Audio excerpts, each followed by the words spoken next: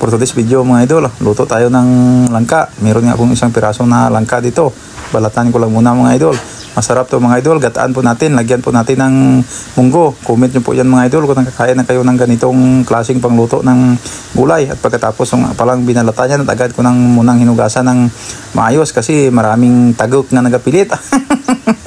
At ginayat ko lang ng ganyan kalagay mga idol. Sundin nyo lang po yan kung ano yung ginawa ko. Pero nasa depende sa inyo kung paano kayo maggayat ng langka. Pero ako ganito lang para pang mabilisan na. At agad ko namang hinugasan. At pagkatapos kong hinugasan yung ating langka at nagkuha ako ng mga fresh na gulay dito sa aking palibot, gaya ng kamote. Pagkatapos kumuha ng kamote dyan, at saka kumuha naman ako ng talbos ng kalabasa at saka bulaklak ng kalabasa kasi masarap to isahog sa ating ginataan. Tingnan nyo po yung mga papaya dito mga idol, mahinog na nga.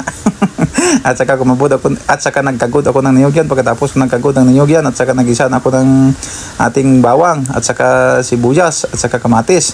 Ganyan lang ang estilo sa pagluto ng ginataang mangga mga idol, pero nasa depende sa inyo kung paano kamo magluto. Paki-comment nyo po yan kung masarap to. Hindi, kung hindi masarap, huwag ka na mag-comment, nood ka na lang. Kung maka-comment ka, akala mo marunong ka magluto. Baka yung nagko-comment yung hindi masarap yung luto ko, baka hindi ka naman marunong magluto.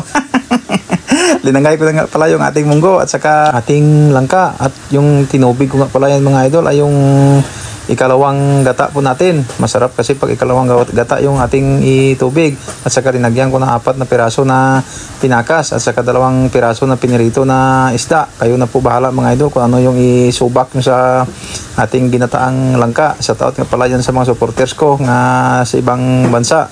Maraming salamat sa panonood nyo. Alam ko miss na miss yun ng mga luto na ganito kasi wala po dyan sa ibang bansa. Kaya nandito mo lang yan matitikman sa probinsya. Sa Manila meron naman ito kaso hindi na preska. At saka linagay ko na nga pala yung unang gata natin kasi yung unang gata ang unang gata nga pala ay nagpapasarap yun sa ating niluluto.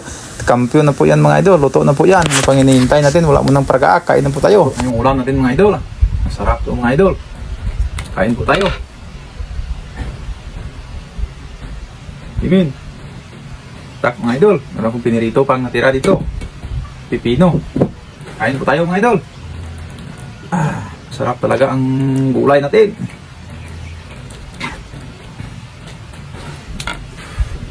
Suka-suka ha. Minit.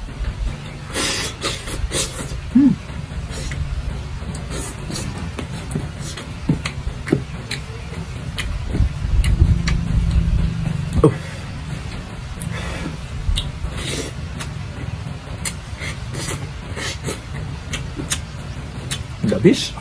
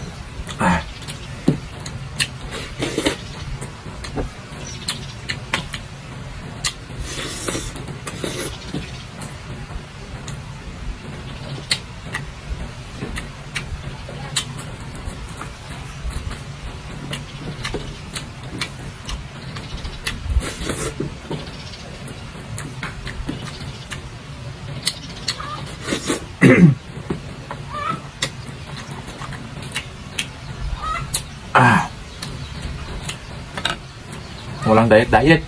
Pag ganito ang ulam mo, sarap.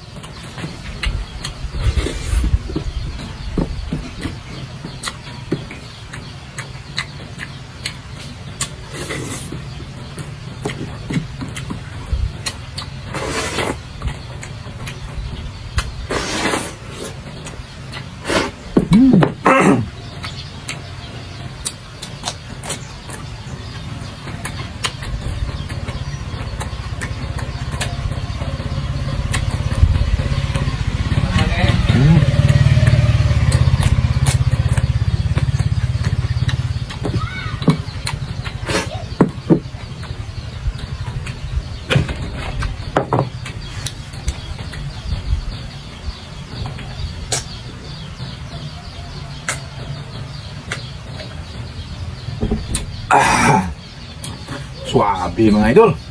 Maraming salamat sa panonood nyo. Bye bye.